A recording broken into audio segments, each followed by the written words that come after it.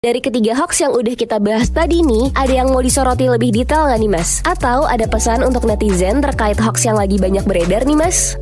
Ya, Fidel, yang mau saya soroti lebih detail yang di peringkat 3 yang tadi ya dibilang sebetulnya ini modusnya nggak baru-baru amat, tapi sebetulnya bisa disebut juga relatif baru karena baru muncul di Indonesia itu sekitar 1 atau 2 tahun lalu, yang dia itu betul-betul mengemuka karena waktu itu ada salah satu media nasional yang memberitakan berdasarkan pengakuan dari salah satu korbannya yang sampai puluhan juta. Itu juga korban yang muncul. Entah sebelum si satu korban ini muncul sudah ada berapa banyak orang yang tertipu dengan nominal puluhan atau dikhawatirkan malah sampai ratusan juta ya. Pertama, ini modus yang cukup berbahaya karena sampai sekarang masih ada saja orang yang sepertinya tertipu. Karena apa? Pertama, menggunakan aspek soal emosi ya. Dari awal pada saat gabung belum ngapa-ngapain, orang itu sudah dikasih ya sebutannya ini upah atau bonus pendaftaran. Itu jumlahnya masih puluhan ribu. Nah, orang kan akan terangkat emosinya, kan berpikir udah kerjaannya gampang, banyak udah dapat duit, padahal yang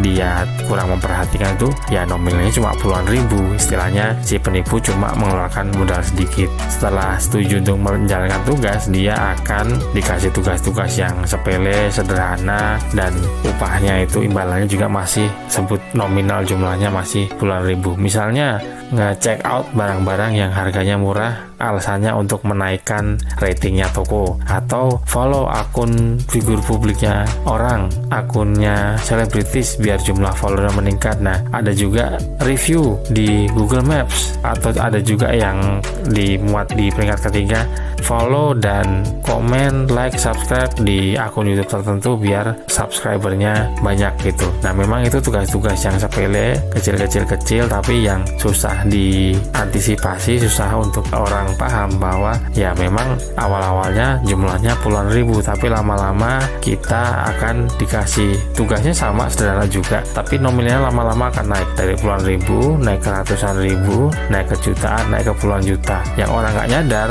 sebutlah pada saat dia setor 100 ribu rupiah misalnya, dia akan dapat kembalian separuhnya 150. Wah, nambah terus, akhirnya pada saat sudah mulai jutaan tetap nambah gitu. Misal dia setor 10 juta, dia akan dapat kembalian 15 juta. Wah, lumayan dong, dapat separuhnya 5 juta gitu. Nah, yang orang-orang nggak sadar, pada saat jumlahnya semakin tinggi, puluhan bahkan ratusan, nah pada saat jumlahnya sudah sampai tinggi itu, setelah setor ya tahu-tahu sih pemberi pekerjaan ngilang gitu. Karena ya kita kembali ke dasar aja deh ya, mohon maaf nih, nggak ada ceritanya sebuah pekerjaan yang gampang tapi hasilnya cepat dan banyak gitu. Dimana-mana orang kalau mau dapat imbalan lebih ya dia harus kerja keras dan jenis pekerjaannya tidak mungkin gampang. Tapi yang jadi masalah adalah selain dia menggunakan teknik emosi, orangnya dibikin seneng dulu, ada satu aspek lagi yang secanggih apapun sistem keamanan, katakanlah di mata rantai keamanan itu kan ada software, ada hardware-nya. Nah, manusianya yang paling lemah gitu pada saat dia diserang menggunakan